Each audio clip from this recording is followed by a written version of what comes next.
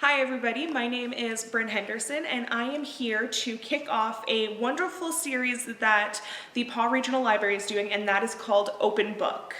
OpenBook is going to be a series of different videos and reading lists, fun things that they're going to be putting out for the whole month of Pride. Just because of COVID, we couldn't do anything face-to-face, so they asked me to come and do this video with you guys and hopefully give you some information going forth. So what I'm going to be doing today is giving you a brief rundown on some general terms you may hear this Pride. And I'm going to start with our lovely rainbow and acronym here of the 2SL GBTQ+.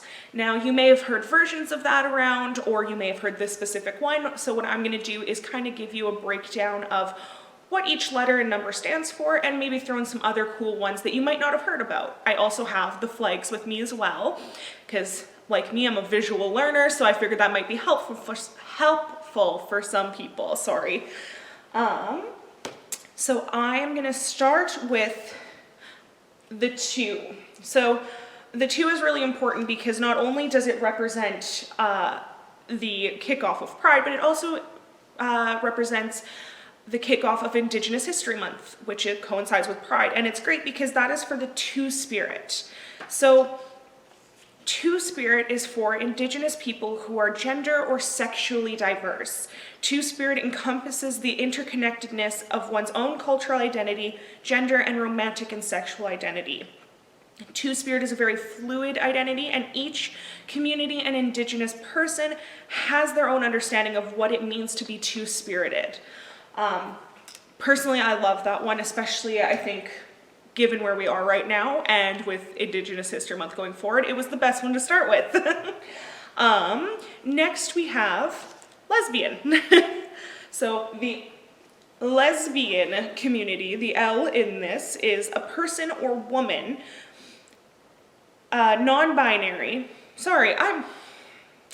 person, woman, or non-binary, that's what I meant to say, who is exclusively attracted to women.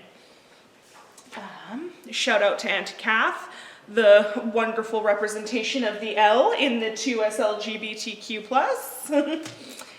Next we have gay, and this is a flag you will see everywhere. A person who is attracted to people of the same gender. Historically, man on man now refers to an umbrella term for the 2SL GBTQ community. One thing to look out for is if you see a flag with all different hues of blues and greens, that is another flag that they will use for the gay community, since this one kind of encompasses everybody. They've started to make their own. I didn't have an official reference and I didn't want to offend the community, so I'm using this one, but please feel free to look up online. It's really beautiful, and if you see it, it might help you feel a little less confused. I know I was kind of confused at first too, and I belong to this lovely little acronym here. So next is the B, and that is for Bisexuality. This is one that, while I was growing up, I identified to the most. I didn't have some of the new terms that we'll be going through later on in this video to identify with. So this is something that I called myself for a very long time. Wonderful community, not that I'm biased. Get what I did there? This is a person who is attracted to 2 or more genders. Some identifying as being attracted to women and men, while others identify as being attracted to their own gender and other genders. It's, again, like I said, not that I'm biased, a wonderful community. Often overlooked. Next, we have something that you might not have heard about, so I'm happy I get to share it with you, and that is demisexual. So this is the demisexual flag. This is a person whose sexual or romantic attraction is dependent on creating a strong emotional bond. Often need to have a strong friendship or emotional connection before wanting to be intimate. Also a great community. I have a few people I know who identify as demisexual. it's definitely worth looking into. Next, we have polysexual. The wonderful polysexual flag. I love the colors in this flag. It's wonderful. If you see this flying around, you know you're going to have a fun time. This is a person who's attracted to 2 or more genders. So, super open group of people. Don't be afraid if you see this flag to go make some friends. They're super, super, super accepting. Not that everybody isn't, just some fun facts. Next, we have pansexuality. Now, pansexual is what I refer to myself as now. When I was growing up, like I said, I didn't have this term, so I didn't realize it was even a thing until just recently. So, pan is a person who is attracted to people regardless of their gender. I mean, I'm in this group, so I think we're pretty fantastic. But it's, again, all of these communities are such wonderful, have such wonderful people and such different experiences that I encourage you guys for the month of Pride, and even not the month of Pride, just all year round, for all your life, you know, get out, learn stories, listen, and you'll learn so many amazing things from these people, and just the life experiences is just so cool. There's rich history in this wonderful little rainbow here. But next, we have asexual. Now, the nice little asexual flag here. A person does not experience or experiences very little sexual attraction to people. This is one where I always like to say that if you're learning about asexuality for the first time, or you're trying to figure out who you are, or if this is something you identify with but you're afraid, just know that an asexual person can still live and lead lives with partners and have healthy relationships and romantic relationships. Sex just isn't a component of it, or very little of it is sex. And that is something that can trip people up. This doesn't mean you're lonely forever. This is a super, super, super caring group of people who will open you with wide arms just for friendships. It's great. They're wonderful people. Now we have gray asexuality. Sorry. Starts to become a tongue twister the more you say them. This is the flag that you may see for gray asexuality. Gray asexuality will also have the asexual flag. You might see both around. This is a little subgenre of this flag, if you will.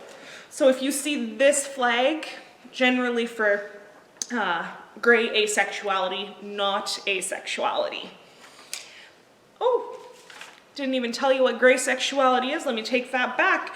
Gray asexuality is a person who experiences some sexual and romantic attraction from time to time. The frequency and intensity varies from person to person.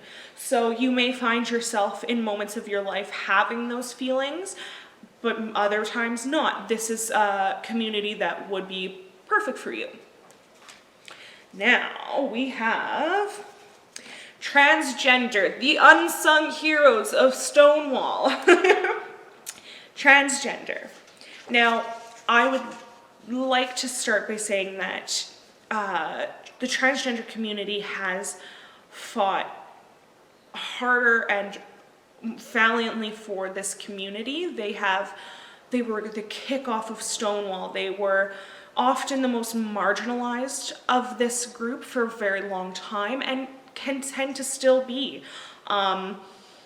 So going forward with Pride Month, I really encourage you to look up the rich, deep history of transgender people in North America and even all around the world. It's interesting to see that the rights we have now as this group of people have often been because of the actions taken by the transgender community, and I just want to give them a special shout out. So, a transgender is a person whose gender is different from the gender they were assigned at birth. For example, if you were assigned female at birth, but you grew up knowing that you were a boy or a man, this would be a transgender man. And trust me, they know. Now we have, for all of our little or new to the community, questioning.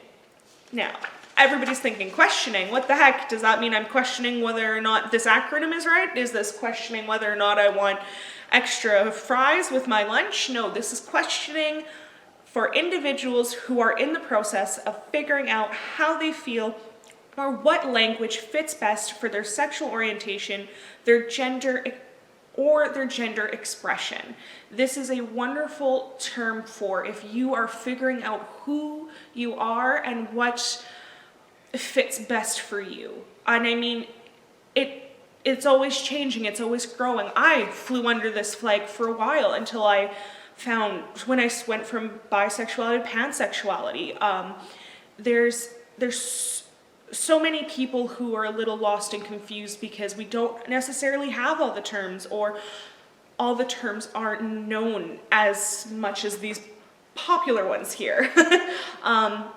And this is a very good flag. So if you see this around, this is a person trying to figure out who the heck they are and what they feel. And that is something that I think we should all be very supportive of. So if you see this flag flying, let's just be extra sensitive, okay? Now, last but certainly not least, we have genderqueer. Now, genderqueer, when you see this one going around, I promise it's not the prettied up version of the Irish flag. It's pretty fantastic. Genderqueer is an umbrella term for many gender non-conforming or non-binary identities, often used by people who do not identify with the gender binary. And if you're sitting at home and you're going, gender binary, gender conforming, binary identities, what the heck are those things?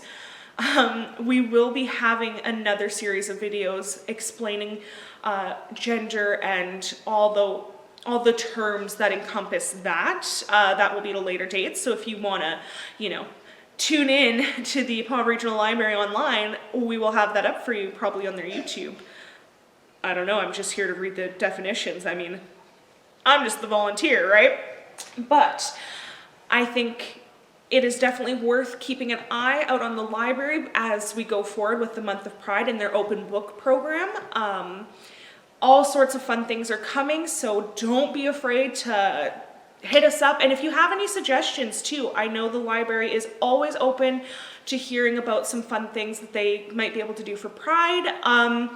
Also, if I missed something in here, or you know of a really cool one, or there's something you just want to share, let us know. Comment, call us up, let me know personally. I mean, I'm always down to learn new things. I would also like to say, as we go forward for the Month of Pride and Indigenous History Month, I want everybody who is maybe questioning or not out of the closet or just trying to be a better ally or loved one to remember that this is a month to really amplify the voices of those in this community. And if you are somebody who doesn't quite know where they fit, I want you to know that you are loved. You have a community willing to back you. And if anybody needs a supportive shoulder to lean on at this time, you can always call. You can come and find me, Bryn Henderson. I am on social media, I am out and about, and if you are somebody who needs to talk, I will always listen. And if you need information, please, I encourage you, come to the regional library. They have all sorts of wonderful knowledge that can be at your fingertips. It is, because of COVID, curbside pickup only, but I truly encourage everybody for this month going forward to reach out, learn, listen, and be there for people as best you can. And again, if you are somebody in need of a safe place to vent or talk or learn, I'm always here. And I know going forward, there's going to be plenty of people in these videos that I'm sure would not have an issue with lending an ear. So I just want to say I love everybody, and I hope you all have a wonderful Pride and Indigenous History Month, and thank you so much for listening. Have a great day.